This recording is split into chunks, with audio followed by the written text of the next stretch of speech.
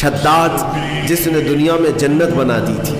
آپ کو اگر میں یہ تاریخ سناؤں تو حیرت ہوگی کہ ایک کشتی، میں آپ کو بتاتا ہوں، ایک کشتی میں سفر کر رہے لوگ، کشتی میں اچانک پانی چڑھ گیا اور دھیرے دھیرے کشتی ٹوٹ گئی اور طوفان کی نظر ہو گئی، جتنے تھے سب ہلاک ہو گئے.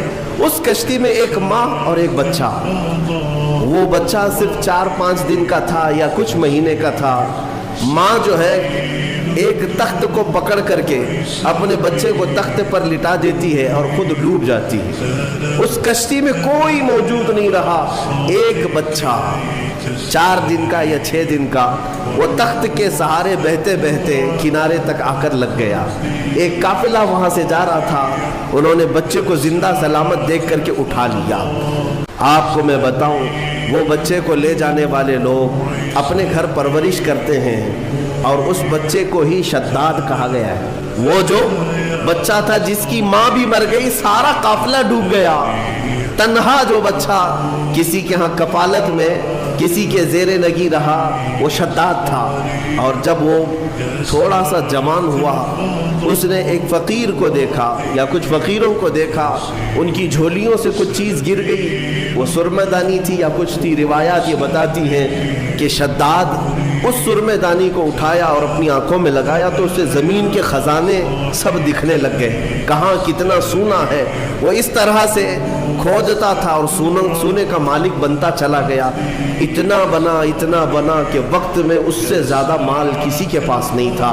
پھر اس نے ایک بار اعلان یہ کر دیا کہ اب میں جو ہے سارے دنیا کو پال سکتا ہوں. اس وقت ایک درویش نے آ کر کے اس سے کہا کہ شداد، تو اپنے مال سے زکوٰۃ بھی ادا کیا کر، فقراء و مساکین کو بھی دیا کر، اللہ تعالیٰ تجھے جنت عطا کرے گا.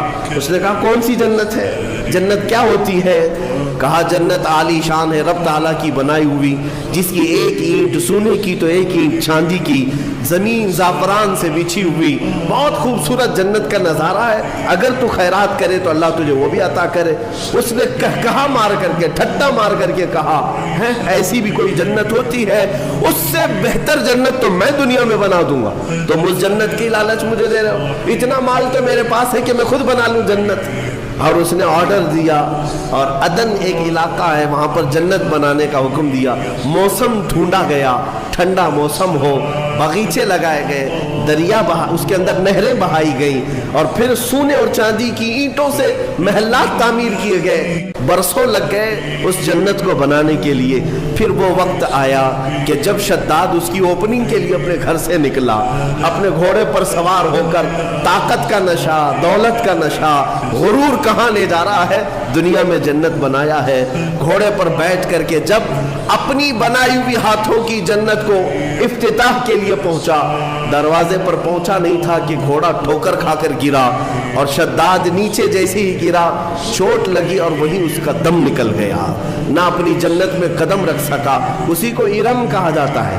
ارم جو ہے فارسی لفظ ہے، وہ شداد کی بنائی ہوئی جنت کو کہا جاتا تھا. عزیزان گرامی وقار، ملک الموت اسرائیل علیہ الصلوۃ والتسلیم سے میرے آقا صلی اللہ تعالیٰ علیہ وسلم نے سوال فرمایا تھا کہ اے اسرائیل، کیا تمہیں روح نکالنے کے درمیان کبھی ایسا لگا ہے کہ اس کی روح اچانک اس وقت میں نکالی جائے؟ تو حضرت اسرائیل علیہ السلام نے جواباً یہی 2 باتیں کہی تھی.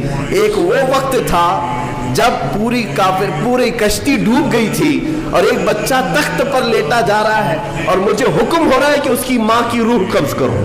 کس کے سہارے اس بچے کو چھوڑا جائے گا؟ لیکن قادر مطلق کا حکم تھا، سارے لوگوں کی روح قبض کیا بچے کے علاوہ. یہ فرشتے کو تک نہیں حکم ہے کہ تمہیں اس کی پرواہ کرنے کی ضرورت نہیں، اس تنہا بچے کی کون نگہبانی کرے گا، اس کا حکم نہیں. ماں کی روح قبض کر لیا. اس وقت مجھے تعجب تھا کہ اس بھرے سمندر میں اس تنہا بچے کو دیکھے گا کون. لیکن پھر دنیا نے دکھایا کہ اس بچے کو صرف دیکھا نہیں گیا بلکہ دنیا کا سب سے بڑا امیر بنایا گیا. پھر آپ فرماتے ہیں دوسرا وہ وقت تھا جب اس نے اپنی پوری جمع پونجی خرچ کر کے جنت بنائی. دروازے پر پہنچنے سے پہلے مجھے حکم ہوا کہ اس کی روح قبض کر لی جائے.